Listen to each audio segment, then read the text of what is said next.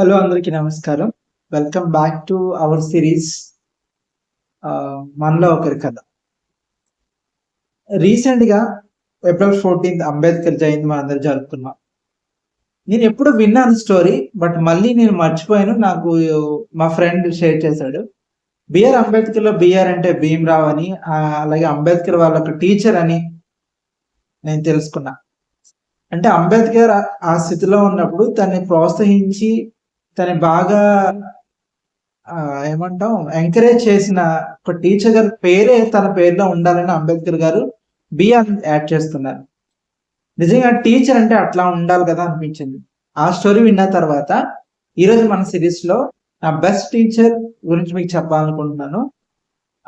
ఆవిడ ఎవరు, ఆవిడ ఎలా నాకు బెస్ట్ టీచర్ అయ్యారు అనేది మనం ఈ వీడియోలో తెలుసుకుందాం. మరి ఇంకెందుకు ఆలోచిస్తే లెట్స్ బిగిన్ ది షో. మా స్కూల్ మొత్తానికి తెలుసు నేను రాజమణి మేడం గారి ప్రియ శిష్యుడిని అని. మా ఇద్దరి మధ్య బాండ్ ఎలా పెరిగిందో నాకు తెలియదు, కానీ సోషల్ అంటే ఇష్టం వల్ల మేడం అంటే ఇష్టం వచ్చిందో, మేడం వల్ల సోషల్ అంటే ఇష్టం వచ్చిందో నాకు తెలియదు, కానీ సో మేడం గారు ఎలాంటి ఒక ఫ్రెండ్లీగా ఉండేవారు అనమాట. ఆవిడ వే ఆఫ్ టీచింగ్ కానీ అంటే ఎంత ప్రేమగా చూసుకునేవారంటే, అఫ్ కోర్స్ బాగా చదివే వాళ్ళంటే అందరికీ ఇష్టం ఉంటుంది, కానీ నాకంటే బాగా చదివే వాళ్ళు ఇంకా మా క్లాస్ లో చాలా మంది ఉన్నప్పుడు కూడా నేనంటే మేడంకి చాలా ఇష్టం అనమాట. అంటే మా నాన్నగారు ఎప్పుడు అనుకునేవాడు, మా వాడు ఏమి మాట్లాడు, ఎలా ఉంటాడు ఏంటి అని స్కూల్లో ఎంక్వైరీ చేస్తే మా టీచర్స్ అందరూ చెప్పారనమాట, మీ శ్రీనివాస్ స్కూల్లో చాలా సరదాగా ఉంటాడు, క్లాస్ లో చాలా యాక్టివ్ గా ఉంటాడు, చాలా మంది పిల్లలు ఇంటి దగ్గర మాట్లాడరు, కానీ బయటకు వస్తేనే వాళ్ళంటే ఏంటో తెలుస్తుంది. అలా మీ అబ్బాయి గురించి మీరేమీ బాధపడిన అవసరం లేదు, తను చాలా యాక్టివ్ గా ఉంటాడు. మీ క్లాస్ రాకపోయినా మమ్మల్ని స్టాఫ్ రూమ్కి వచ్చి తీసుకెళ్ళిపోతాడు క్లాస్ చెప్పమని, అంత చనువు ఉంటుంది, అంత రెస్పెక్ట్ ఉంటుంది టీచర్స్ అంటే అని చెప్పారనమాట. ఇంకా మేడం గురించి చెప్పాలంటే, అంటే తను పర్సనల్ గా చాలా కష్టాలు అనుభవించారని నాకు తెలిసింది. అంటే మా అక్క వాళ్ళు చెప్తూ ఉండేవారు. సో ఒకరోజు నేను ఏం చేశానంటే, ఆవిడ క్లాస్కి వచ్చినప్పుడు చాలా బాధగా ఉన్నారనమాట. అప్పుడు నేను ఆవిడకి ఒక లెటర్ రాశాను. ఎలా అంటే, సో ఈ కష్టాలు ఇలా ఉంటాయి, కానీ మీరు ఎప్పుడు అలా ఉండకూడదు, మీరు హ్యాపీగా ఉండాలి, మిమ్మల్ని చూసి మేము ఇన్స్పైర్ అవుతాం, అట్లా చాలా చాలా రాశాను అనమాట. ఆ లెటర్ ఇచ్చిన తర్వాత ఆవిడ నెక్స్ట్ డే క్లాస్కి వచ్చి అంటే నాతో కళ్ళ నీళ్ళు తెచ్చుకున్నాను అనమాట.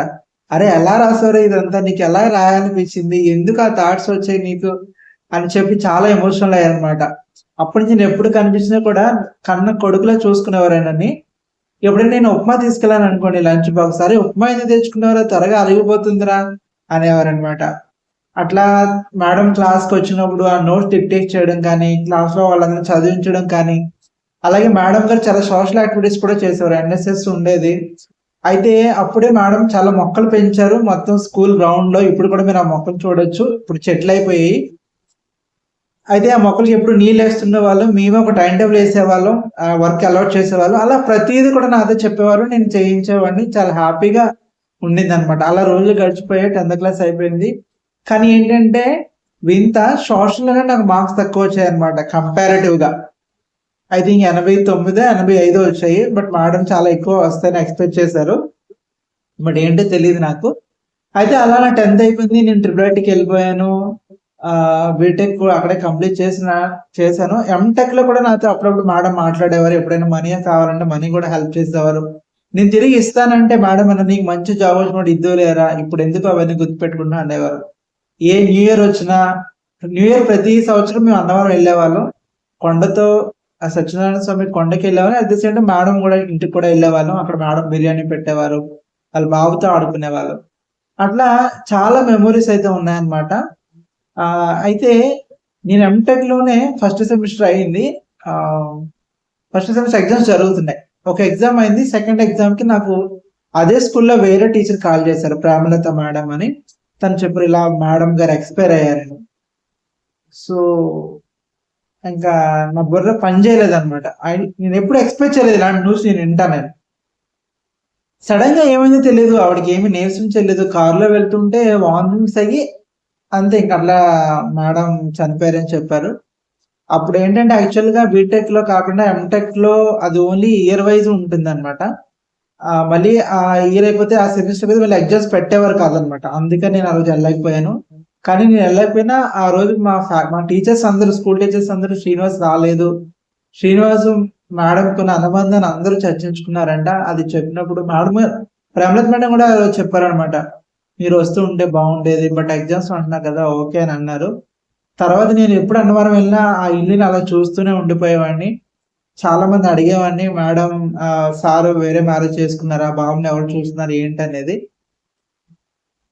తెలీదు, కొందరు మన లైఫ్ లోకి వస్తారు, మన మీద చాలా ఇంపాక్ట్ క్రియేట్ చేస్తారు, బట్ సడన్ గా వెళ్ళిపోతారు.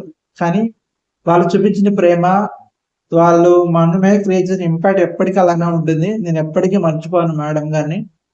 రాజమణి మేడం గారు అంటే ఒక చెరగని ముద్ర ఉంటుంది. సో ఇలాంటి టీచర్స్ ఇప్పుడు లేరనే చెప్పుకోవాలి.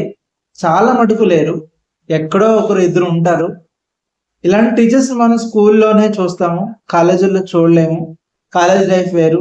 ఇలాంటి స్కూల్లో ఇలాంటి టీచర్స్ సంపాదించుకోవడం, అలాంటి టీచర్స్ ని తయారు చేయడం అందరికీ ఉన్న బాధ్యత. ఇలాంటి టీచర్స్ మీకు ఉంటే మాత్రం మీరు ఎప్పటికీ మిస్ చేసుకోవద్దు. ఒకరోజు నేను మేడం గారికి కూడా అన్నా, మేడం నేను వెళ్ళిపోయేటప్పుడు అనుకుంటా మళ్ళీ లెటర్ రాసా. అందరూ బాగా చదవాలని పట్టించుకుంటారు, బాగా చదవాలని కూడా పట్టించుకోవాలి. వాళ్ళ నిజమైన టీచర్, అలాంటి నిజమైన టీచర్లో మీరు ఉండాలనుకున్నాను అని నేను చెప్పినప్పుడు, మేడం వేరే చెన్నైపాలెం రిటైర్ అయిపోయినప్పుడు కూడా సేమ్ ఇదే అక్కడ ఒకసారి చెప్పారంట. అలాగే నా 10th క్లాస్ ఫేర్వెల్ పార్టీలో కూడా మేడం అన్నారు, శ్రీనివాస్ నా కొడుకు అయి ఉంటే బాగుండేది, శ్రీనివాస్ వచ్చి భార్య చాలా అదృష్టవంతురాలని అన్నారనమాట. సో ఆ మాటలు ఎప్పటికీ మర్చిపోలేను. మీరు ఎక్కడ ఉన్నా సరే మమ్మల్ని ఆస్వాదిస్తూ ఉంటారు. మీ ఆత్మకి శాంతి చేకూర్చాలని మనస్ఫూర్తిగా కోరుకుంటున్నా. చెప్తున్నాం కదా, ఎన్ని జన్మలైనా సరే మీరు క్రియేట్ చేసిన ఇంపాక్ట్ ఎప్పటికీ ఉంటుంది. శ్రీనివాస్ కథ వెనుక మీలాంటి గొప్ప వ్యక్తులు ఎప్పటికీ ఉంటారు. అది ఈరోజు మనం చెప్పుకునే మనలో ఒకరి కథ. నా best teacher K Rajamani madam, from Tatikonda ZPHS high school. Thank you.